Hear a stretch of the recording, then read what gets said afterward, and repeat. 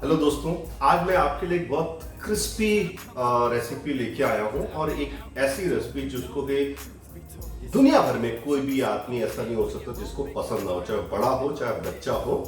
और बच्चों को तो पसंद है, लेकिन जो लोग थोड़ा सा पीते हैं जूस, उनके लिए तो बहुत अच्छी चीज है। आज हम बना रहे हैं क्रिस्पी कॉर्न। बहुत आसान डिश है, बहुत अच्छा स्नैक्स ये हो सकता है और मैं समझता हूँ कि हर आदमी इसको अपने घर पे बना सकता है। तो चलिए बनाना शुरू करते हैं क्रिस्पी कॉर्न। और हाँ, if I can cook, anyone can cook. पहले हम एक कॉर्न ले लेते हैं और ये कॉर्न जो है इनको अच्छे से धोना बहुत ज़रूरी है। और धोने के बाद इसमें थोड़ा पानी दे के इसको थोड़ा सा दबा लीजिए कि कभी कभी क्या होता है कि जब हम इनको फ्राई करते हैं तो ये आवाज़ बहुत करते हैं। थोड़ा दबाने से जो अंदर इनका पानी रहता है वो निकल जाता है, तो ये आवाज़ नहीं करेंगे। थोड़ा हमने दबा लिया है। इसको ऐड करेंगे हम प्रेशर कुकर में। इसमें ऐड करेंगे नमक, इसको बंद कर देते हैं और इसको हम बॉईल होने देंगे 2 विसल तक। 2 विसल हो चुके हैं इसमें। ढक्कन खोल लिया हमने इसका और कोई भी स्ट्रेनर ले लीजिए, इसका पूरे पानी को हम लोग बाहर निकाल लेंगे। तो ये कॉर्न बिल्कुल गर्म है, मैं इसको इसमें डाल दे रहा हूँ। तो ये जो ठंडा नहीं होने दिया मैंने, ये गर्म है। और इसी में आप चाहें तो पहले इसमें मैदा ऐड कर लीजिए या थोड़ा थोड़ा इस तरह से ऊपर से भी आप ऐड कर सकते हैं। और इसको अभी लॉन्ग जंप और हाई जंप करवाएंगे हम। ये हाई जंप है और ये लॉन्ग जंप है। High jump, long jump. तो कोशिश है कि जो ये हमारे कॉर्न हैं इनमें ये जो मैदा है इसकी अच्छी कोटिंग हो जाए। मैदा अच्छी तरह से पानी को एब्जॉर्ब कर लेगा। वही long jump, high jump, long jump, high jump. हाथ नहीं लगाना इस पर, तो कोटिंग निकल जाएगी इसकी।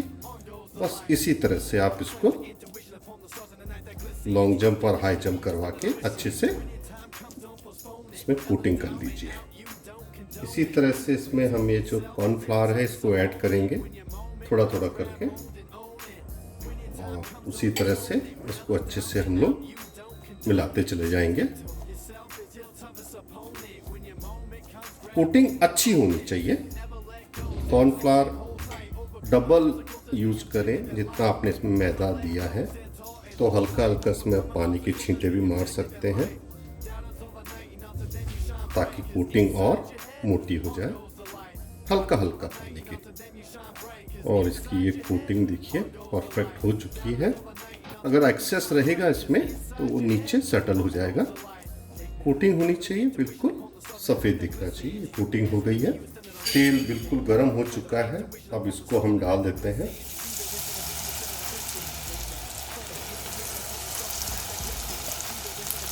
ज़्यादा हिलाएंगे डुलाएंगे नहीं इनको, थोड़ा इसी तरह से रहने देते हैं। कभी कभी ये आवाज़ करते हैं, बाहर छटकते भी हैं, तो थोड़ा सा दूरी बना के रखना बहुत ज़रूरी है। इनको पलट लेते हैं हम। देखिए सब अलग अलग हो गए हैं दाने।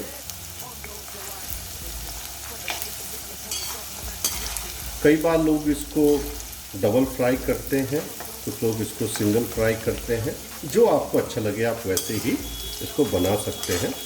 ये परफेक्टली डन हो चुके हैं। अब हम इनको बाहर निकाल लेते हैं एक प्लेट में इस तरह से।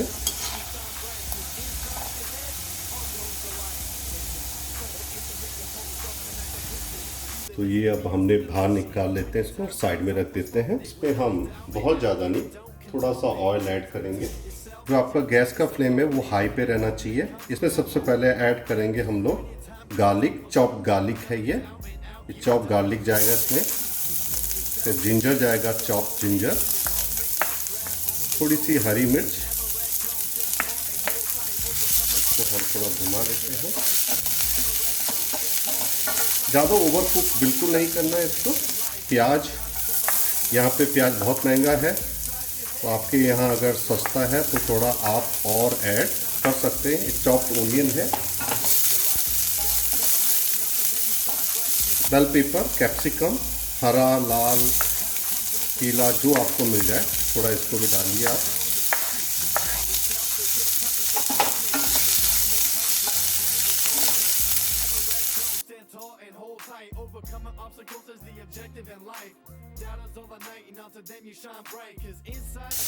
ओवर कुक नहीं करेंगे। सॉस, टोमेटो सॉस, आप अगर चिली सॉस ऐड करना चाहते हैं आप वो भी कर सकते हैं। बहुत हल्का नमक हमने बॉईल करते समय डाला है। ब्लैक पेपर, काली मिर्च थोड़ी सी, इसमें ऐड करेंगे हम सोया सॉस लगभग 1 स्पून। पानी ऐड बिल्कुल नहीं करना है, रसिन बस, और ज़्यादा कुछ नहीं। इसमें ऐड करेंगे हमारे जो कॉर्न फ्राई किए थे, सबको ऐड कर लेते हैं।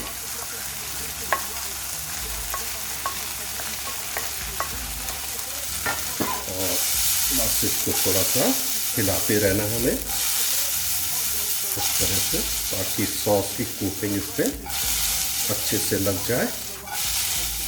चूल्हे में पकने की कहानी इसकी ख़त्म हो गई है, लेकिन अभी भी पिक्चर बाकी है।